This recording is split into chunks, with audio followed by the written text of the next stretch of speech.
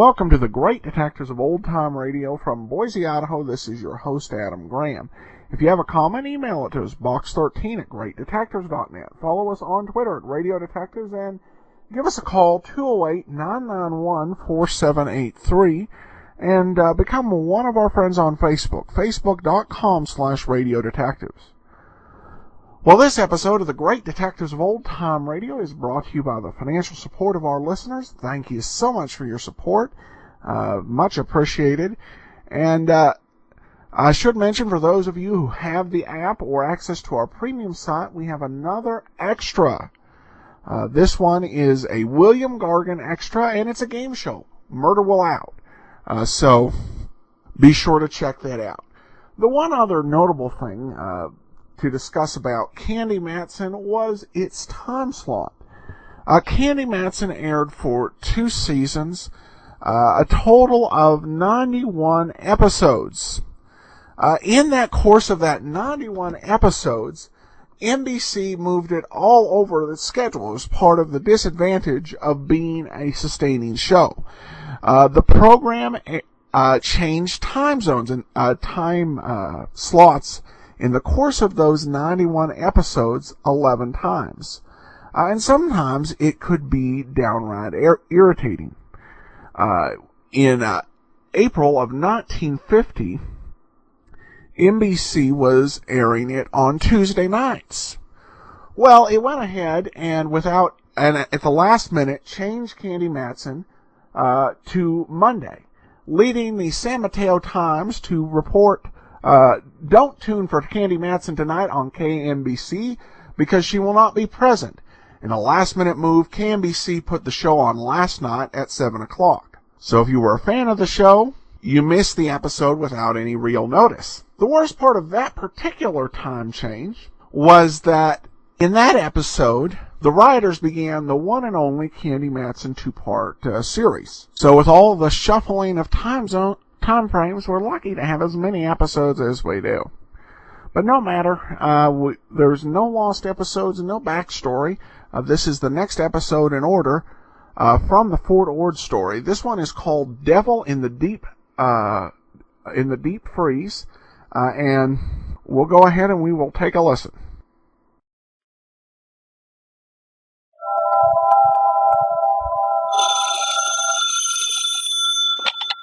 Hello, Yukon 28209.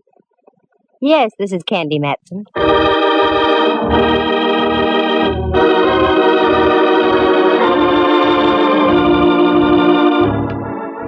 Got an old corpse kicking around you want identified? Know of any good murders you want solved? We've got just the girl for you. Her name is Candy Matson. Mighty cute, too. She fills out a size 12 suit to just the right proportions. Soft blonde hair, 2 sparkling blue eyes, and all in all, she looks as though she might have stepped right off a Varga calendar. And what's more, she's a private eye. You scoff? You ridicule? I'll let you see for yourselves. Listen, she's talking on the phone right now. Hello, Candy Matson. Hello, Miss Matson. I'm afraid you don't know me. That makes it even. You don't know me. Let's go from there. I've read about you in the papers, Miss Matson. You handle confidential cases. That's right. However, there's a little matter of a fee involved. Yes, I know. I can pay. That's item number 1. Now to item number 2. What's the confidential case? I can't possibly tell you on the phone, Miss Matson. I said it was confidential. Okay. Where do you want to talk? I am the proprietor of a restaurant, the Charlemagne in North Beach. Oh, yeah, I ate there once. Oh, that's nice. No, it wasn't. I didn't like the food. Oh. However, I'll overlook it. Do you want to talk in about an hour? That will be fine, Miss Matson. Good. And your name would be? Martinello. Carlo Martinello. Okay, Mr. Martinello. And have some ink in your pen. It costs money just to talk.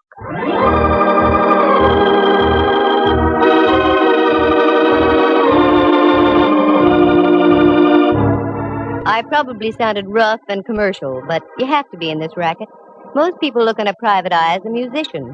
They invite you to a party and expect you to bring your harp for free. But I learned the hard way a long time ago.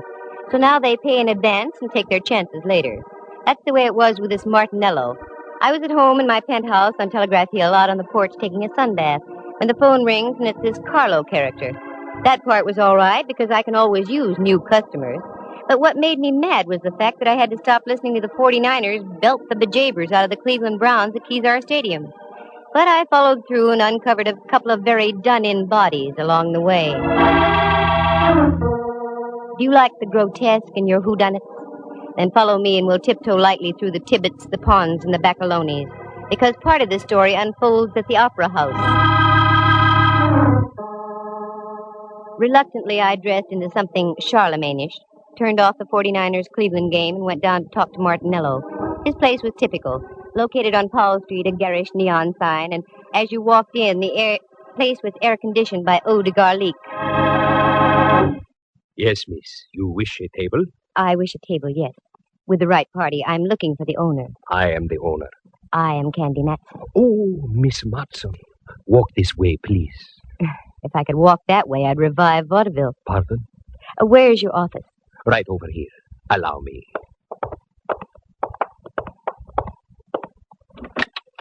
After you, Signorina. Thank you, senor. Here, sit down, please. Thanks. Now, Martinello, what's on your mind? Always, all my life, I have run a very nice, respectable place. Mm-hmm. Until this morning. What's with this morning? I go down to the basement. My icebox is down there. That is where I keep all my meat. So, you wanted some ground round? Oh, no. Perhaps I'd better show you. Please, you will come with me.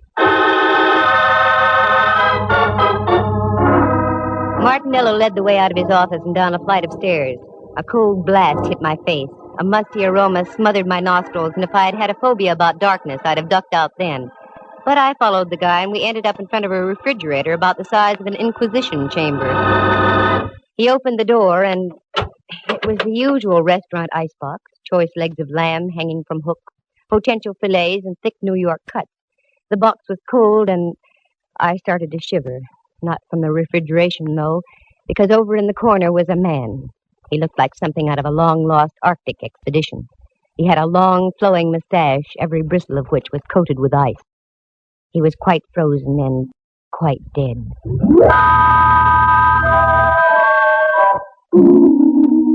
I slammed the door shut and reeled out. The sight had staggered my thought processes. Martinello reached over by a salami-slicing table and turned on a Mazda, a weak affair that cast dim shadows about the damp basement. Is that your little surprise? Yes, Mr. Matson. That is what I was greeted with this morning. Have you notified the police? Oh, no. Why not? As I told you, I have run a very respectable place. And, too, that is why I am hiring you. You can get in trouble, you know. Yes, that is why you must help me. Please, Miss Matson, say you will help me. I will pay you anything you say. I stick my neck out in the strangest places. Now it's a refrigerator. Okay, Martinello, $2,000. What? Make up your mind. Either I freeze your assets or the police find your frozen friend. Yes. All right. Come. I give you the money now. Now we're getting somewhere. What about him? Oh, he'll keep. He's on ice. Well, this was one for the books. Refrigeration the ugly way. I had to ask a few questions if I was to get anywhere, such as like, do you know the guy? No. Had you ever seen him before? No. Who was the last one to close the icebox last night? I was. Does it lock from the inside? Unfortunately, yes. I was getting places like Wiley was with Hauser. It was inevitable. I had to take my courage in my hand and go down and look at that thing again. There it was, a male Mona Lisa etched in ice. This time I looked closer, I had to. And as I did, I realized I wasn't going to get any identification because this guy was a study in crimson. Underneath all that coating of ice, he was dressed in a devil's costume. I slammed the door once again and went upstairs. There I gave Martinello strict orders not to do a thing. Usually in cases like this, you have to wait for a break. They come along like a forcing hand in poker. So I went home to do some thinking. As I arrived, there was an old friend of mine, Rembrandt Watson. Hello, Dove. I'd almost given up. Rembrandt, how did you get in? Your door was open, dear. I took the liberty of coming in. Oh, sure, that's okay. How are things, Candy? All right, I guess. I'm kind of bushed, though. I feel about as devaluated as a British pound. You look wonderful, Dove. What's wrong? I've got a deal, but I don't know where to start. Anything I can help you with? No, thanks, Rembrandt. If I told you about it, you wouldn't believe it. I've never doubted you in the past, dear. I know. Well, I was just called in by a minestrone merchant in North Beach. The guy is stuck with a corpse. That's about par for the course. The deceased had been sealed in the icebox overnight. I've never seen one like that before. That's the way it is, dear. Many are called, but few are frozen. Oh, get out of here. But, Dove, I just got here. I know, but I've got to change and get down to see Mallard. I'll wait for you, Candy. I haven't seen the gumshoe since before me vacation. All right. I'll be with you in a few moments. I did a fast change, and Rembrandt and I climbed into my car, and we dropped off Telegraph Hill on Don Kearney Street. The Hall of Justice, where Mallard hangs his star, is only a few blocks away, so we made it in about 5 minutes. Inspector Ray Mallard, Homicide, San Francisco Police. A lovable, shaggy dog type of character. Very keen with the crime, but dumb with the dame. Me, for instance. If I want him to say yes, he says no, and vice versa. Well, my ever-loving Candy. What's new in the private eye business? Very little. How's the legitimate flatfoot racket? Oh, we're holding our arches up. Well, and Rembrandt, I haven't seen you since Pup was a Hector. Please, Inspector, you're metting your mixer-paws. Who writes this dialogue? I'm pretty weak, I know. What's on your mind, Candy? A character named Carlo Martinello. Have you got anything on him? What's so funny, Mallard? Nothing, except I eat lunch there about every day of the week. Well, answer my question. Well, there's nothing on Martinello. Arrested a couple of times during Prohibition. He was dabbling in grappa a la under the table. Have yous got a case against the guy, Detective Matson? Oh, cut it out. No, seriously. Why do you want to check on the guy, Candy? No reason, just thought I'd ask. Uh-huh. Well, Martinello's okay. Just trying to make a living. Only thing I don't like, he loves to sing to his customers. That'd be enough to bankrupt him right there. Anything else I can do? No, that takes care of everything. I tell you what, I'm through in about an hour. I'll take you up to Martinello's for dinner. You can see for yourself. No, that's all right. Okay, Candy. Give. Why, Mallard, dear, what on earth do you mean? You know something about something. I want in. Mallard, and I want you to believe this. I mean it sincerely. If I knew something, you'd be the last to know about it. He's got something there. Come, Dove, leave us a while. I hate to do things like that to Mallard. He's been of great help to me in the past. More than once he's saved my life. But on a deal like this, you have to play it close. After all, a girl has to make a living. For the first time in a long time, I was completely baffled as to where to start. Something had to be done about that cadaver in the icebox, but what? While I was beetling my eyebrows, Rembrandt invited me up to his place for tea. He lives on California Street, just down away from Old St. Mary's, and only a bail bond broker's reach from the Hall of Justice. So I accepted. Do forgive the looks of the place, Candy, dear. I had a meeting with my philatelist group last night. Philatelist? The stamp collectors, dear. Well, I know what they are, but I didn't think they could make such a mess. You don't know philatelists. Sit down, Dove. Make yourself comfortable. I shan't be a moment. That's all right. And Candy, dear, why the wrinkles? I've got cause for wrinkles. This chap in the icebox, Rembrandt. There's something I didn't tell you. He was dressed in a devil's costume. There, dear. Your tea will ready in just a minute. You'll feel better. I know it sounds crazy, but it's true. What are you going to do, Candy? I don't know. I can't leave him in that refrigerator forever. We'll get him out, dear. I hate to think of a corpse catching pneumonia. Oh, excuse me, Candy. Help yourself to the tea. Mm-hmm. How do you do, Rembrandt Watson Enterprises? Quiet down. Who? Oh, hello, Templeton. How are all your steamships? Oh, that's good. What? Could I use to what? To the opera? Of course I could. Righto, I'll pick them up at your office. Thank you, Templeton. Goodbye. Candy, dear, do you like the opera? I can take it or leave it. Why? It suddenly develops that I have 2 tickets tomorrow night for Tales of Hoffman. Oh, Rembrandt, I don't think I can go. Come, Candy. It'll do you good. You've been working too hard. You need a little relaxation. Tales of Hoffman, Okay. Who's the pal who gave them to you? An old friend of mine, Templeton Woodruff. He runs a steamship to Java and other places Ezio Pinza sings about.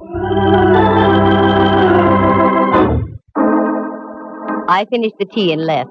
Right then, the only opera I could think of was the one going on in an icebox at Martinello's. I've always tried to play straight with Ray Mallard, so I decided to tell Martinello my plan. Miss Matson, I don't think it's such a good idea. Good evening, Carlo. I want to talk to you. That's what I mean. There's a gentleman here who... So you've got a gentleman. That's fine. 3 more and you've got a crowd. What I want to talk to you about is this. You don't understand. The gentleman I'm talking about is from the police. The police? Yeah. Hello, Candy. Mallard. How about some scallopini? Well, up jumped the... Hello, Mallard, dear. I had an idea you'd like dinner here tonight. Do you know my boy, Carlo? Yes, we've met. How do you do? How do you do? The signorina wish something to eat? No, thanks. I want to talk to you, though, Mallard. Sure. Come on into my booth. We'll share some salami. No, thanks. I want to see you downstairs. I don't think the food's as good down there. I agree, but it isn't the food. I'm talking about murder. Once again, I headed down into the catacombs of the Charlemagne. This time the act was a double. Mallard was right behind me. Then I looked around. We were a trio. Martinello was right behind Mallard.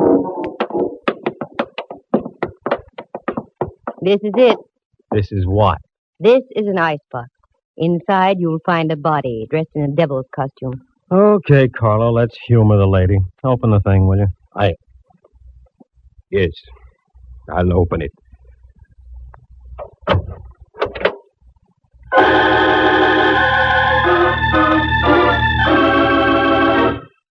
Lovely view of the beef. It's gone. The body's gone. Okay, Martinello, start talking and make some sense while you're doing it. Please, Miss Matson, I don't know anything. I haven't been down here all day. Get rid of those arched eyebrows, Martinello. You know something. What is it? Wait a minute, Candy. I'll do the questioning. In the first place, Carlo, was there or was there not a body in here? Well... Sure there was. He can't deny it. Here's a check for $2,000 signed by Martinello himself. Well, Carlo? Yes. There was a body, all right. Who was it? Friend of yours? No, Inspector. I never saw him before. Why did you call Miss Matson? Why didn't you come to see me about it? Well, you know, Inspector, the police...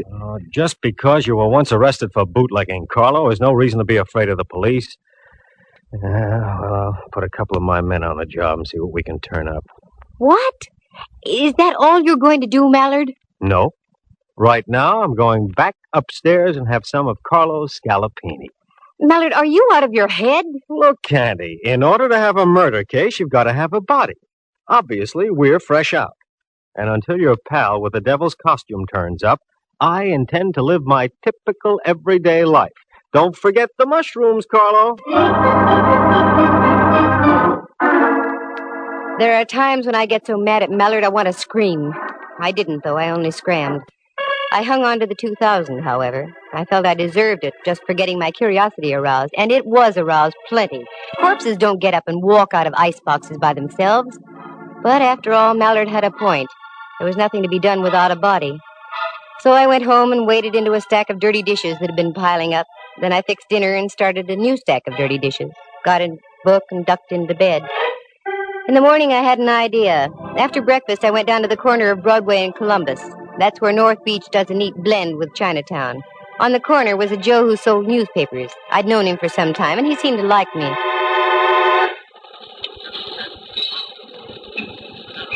Hiya, Butch. Well, hello there, lady. How are you? Good, can't complain. Who won the football game yesterday? Yeah, funny thing. I got all the news right inside here for 7 cents. I get your point. Give me a chronicle, will you? Sure, here. Thanks. Who do you like in the feature at Bay Meadows? A goat named Candy. What did you say? There's a pig named Candy running in the 7th. Take it or leave it. What a tip. I don't get it. Well, what's really on your mind, lady? Here's a 20. You can play it on Candy all for yourself. Well. Do you know a gent named Martinello, Butch? He owns the Charlemagne down the block. Sure. What about him? That's what I'm asking you. What about him? Oh, he's all right. A little screwy, but he keeps his nose clean. Is that all? Yeah. Should there be more? I don't know. Thanks, Butch. I hope Candy pays off.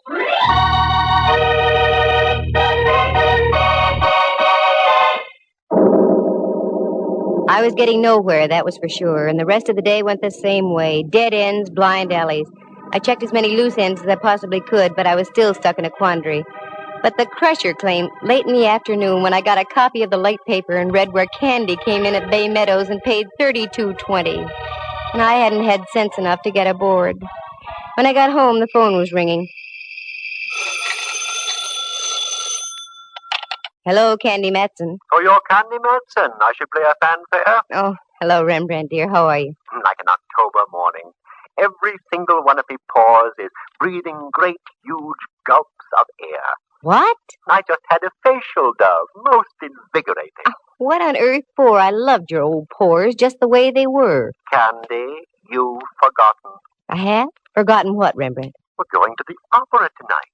Oh, Ducky, I'm sorry. I had forgotten. I'm afraid I'll have to renege. Now, Candy, you promised, and I don't care what you're involved in. It'll do you good. But, Rembrandt, I'm working on it. Perhaps you're right. Okay, I'll get ready. Wonderful, dear. Pick me up about 7:45, will you? Pick you up 7:45. Yeah. Oh, and another thing, Lamb. We may have to do some entertaining afterward. Do bring some cash, will you? Mm-hmm. That's the girl.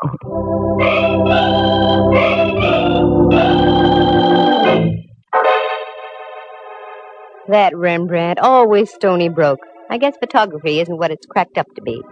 I didn't mind, though. He's been a friend to me on more than one occasion. Well, if I was going to the opera, I had to start thinking in operatic terms. I fished around in the closet and came up with something that would have done any woman's heart good. One of those strapless affairs that you can't stop breathing in for one moment, otherwise the opera is no longer the main attraction. I powdered, perfumed, pouted, and rouged, and took off after Rembrandt. But just as I started to leave... Just a moment. Well, get a load of the Duchess. Mm-hmm. It won't be Halloween for another couple of weeks yet. Oh, very funny. Come on in, Millard. What are you decked out for, Candy? Something you wouldn't understand. I'm going to the opera. Oh, I love the opera. Any horse opera with Tex Acuff in it. That's what I thought. What's on your mind, Millard? I've got to pick up Rembrandt in 10 minutes. Well, I was just driving by, so I thought I'd stop and tell you the news. News? About what? We found El Diablo. The guy in the icebox? Yeah. Martinello identified him. He was floating in the water off Aquatic Park. Any lead on him? The best. He was Salavini, the second baritone with the opera company. That's all, Candy. I hope you enjoy the performance tonight. A baritone with the opera company. Well, that explained the costume, but it didn't explain a lot of other things. I walked down the stairs with Mallard. He got in his squad car, flicked on the flashing red light, and with a burst of his siren, rolled down the street. I'd have to speak to Mallard about that. All the neighbors had their heads out of their windows as I climbed into my car and followed. What an exit. I picked up Rembrandt, and we drove up to the Civic Center. I found a place to park. A minor miracle. The last time I went to the opera, I had to drive almost to Palo Alto and come back by train. Rembrandt's friend must have been very influential. We had seats in the Diamond Horseshoe. They were presenting Tales of Hoffman, and a friend of mine, Dorothy Warrenshould, was singing the role of Antonia. It was a fine performance, and after the last curtain, I took Rembrandt. We went backstage to see Dorothy.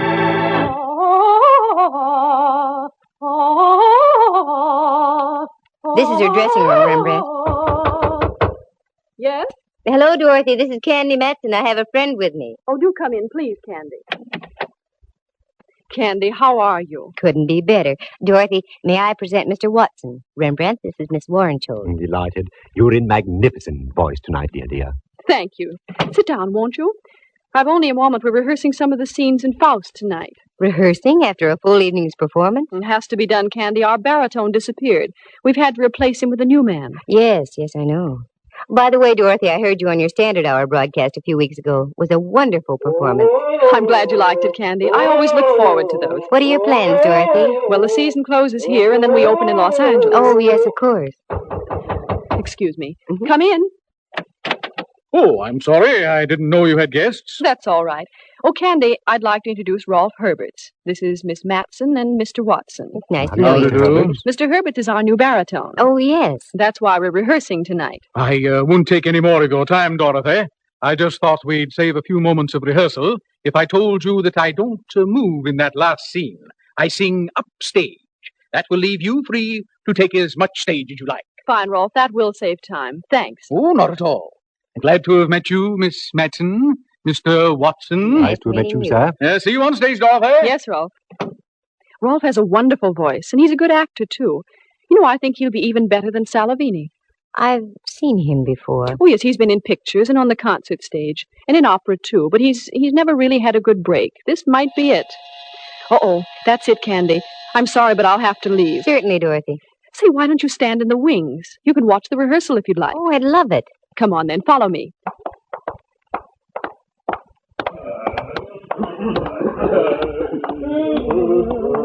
All right, to places, everyone. Places. This is all right, Candy. You can stay right here. Thanks, Dorothy. Glad to have met you, Mr. Watson. Also, as we used to say in the theater, go out there and kill 'em. See you later. Where is Miss Waddenshaw? Ah, there you are. Herbert! Where's Herbert? I saw him just a moment ago in the dressing room. Well, it's late. We've got to keep moving. Please, somebody find Herbert.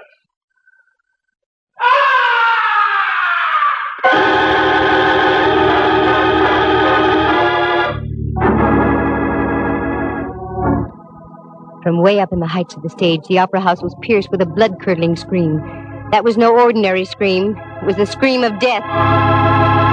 You wait here, Rembrandt. Keep your eyes open. I'm going up to have a look. That scream wasn't in the score of Faust.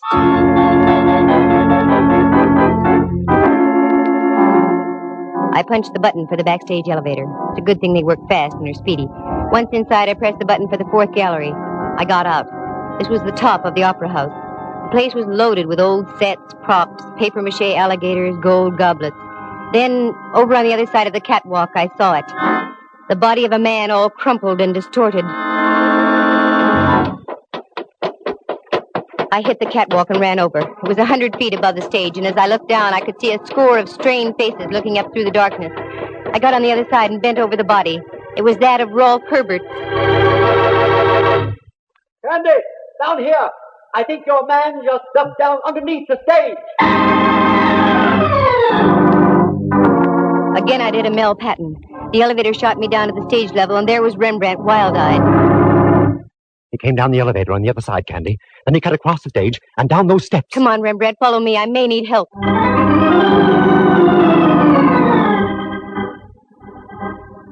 We ran down the steps and into the bowels of the stage. It looked like a nightmare, a myriad of cross beams of steel for the rising stages. We cleared those and went around by the chorus dressing rooms. There was only one out. I remembered it. A door over in the corner, very seldom used, but it was open. It led into a long tunnel with giant steam pipes running overhead and to the right. This went underground over to the Veterans Building. Down by your feet, there's a stream of water flowing in a trough. It's the old Hayes Valley Creek. Our killer decidedly knew his opera house. As we entered the tunnel, I could see him up ahead running like crazy, so we took off after him. We made the other side, and it breaks into a big engine room. As we came into the opening, I looked around. The engineer was lying on the floor out like a light, blood spurting from his scalp. Then I glanced up. There was another door. This led into the Veterans Building itself and an avenue of escape onto Van Ness. I ran up. Then as we got into the long corridor, I saw Martinello breaking for the door. Stop! Stop, Martinello! Stop! You think I am a fool? I do if you don't stop. Try and get me. Okay, pal. You asked for it.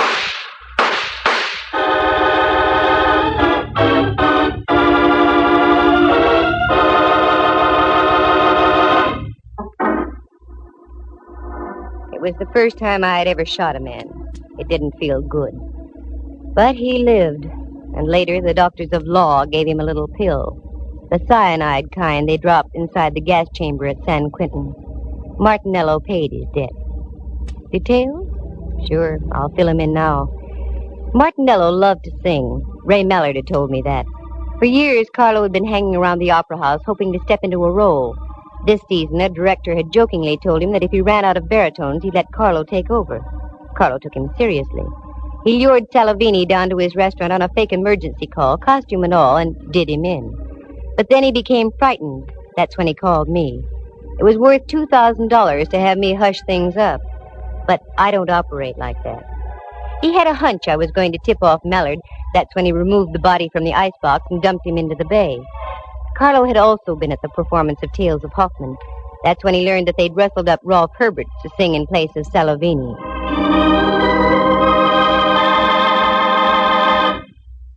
By this time, Martinello was obsessed with the idea of singing in the opera house and wouldn't stop at anything.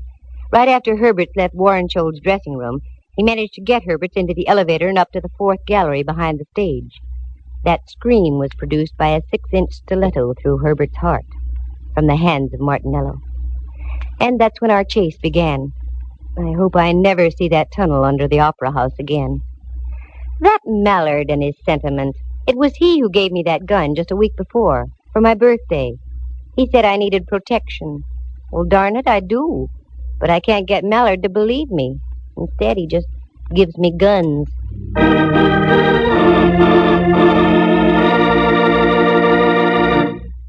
Listen again at this same time next week. For excitement and adventure, just dial Candy Matson, Yukon 28209.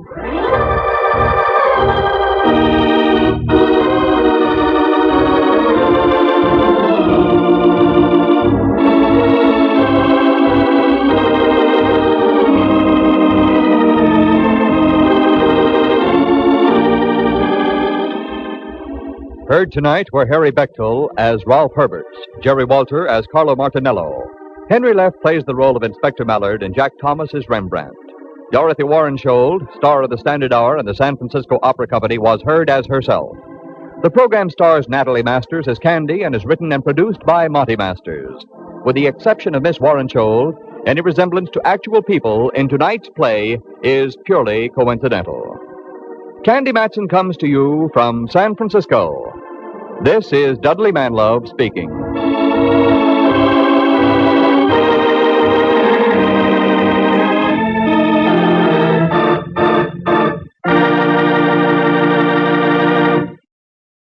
You are tuned for the stars on NBC.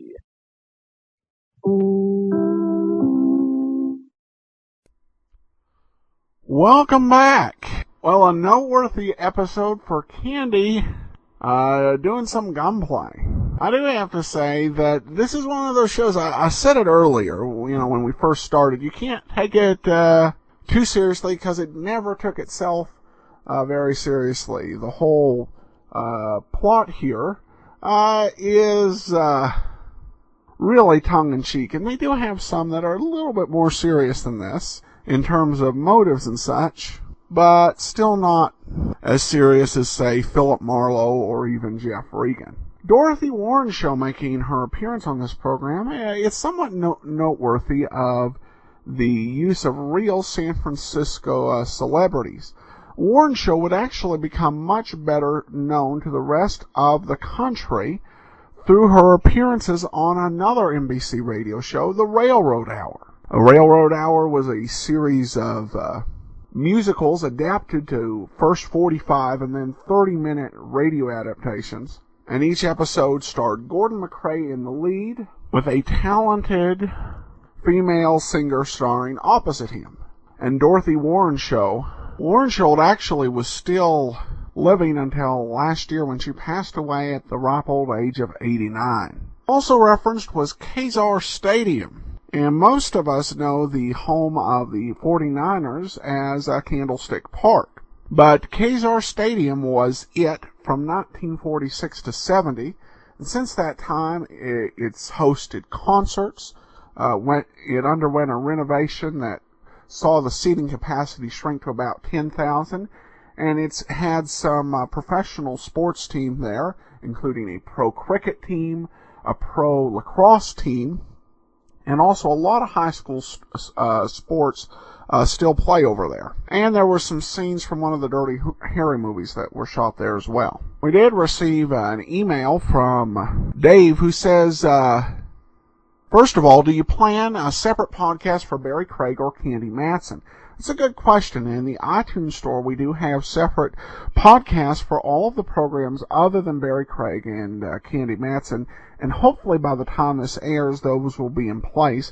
I've long ago tried to do the Barry Craig thing, and iTunes keeps giving me a issue with the feed we're using, so we will try that again. And he also pointed out that we had some episodes that were missing from the series-specific podcast, even though they were available in the main feed. He says, my take on Jeff Regan, the Lion's Eye, was that Jeff Regan worked for Anthony J. Lyon, thus the name the Lions parentheses, private eye. What do you think? Keep up the good work. Well, there certainly is a justification for the naming of the show. Or I should say an explanation for it. In fact, in the show Jeff Regan, people often say, "Oh, I heard of you. You're the Lion's Eye." The problem is that the series was never known commercially as the Lion's Eye.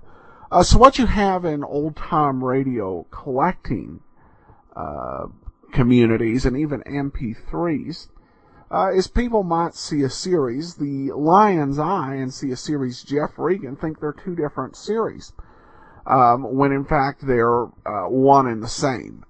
It's always best to stick by, when you're labeling shows, it's always best to stick by what the show actually aired as. And in this case, it was Jeff Regan Investigator. And some people have even speculated that the introduction of the name The Lion's Eye into old-time radio collecting and trading was a trick by commercial vendors to get people to buy the same series twice. Not sure I buy the conspiratorial angle, but it always makes sense just to keep things straight for the sake of the listener and for people who are getting involved in listening to the series. So it may have been labeled The Lion's Eye on some CD sets, but we have it on record as just Jeff Regan. So, alright, thanks so much for the comment.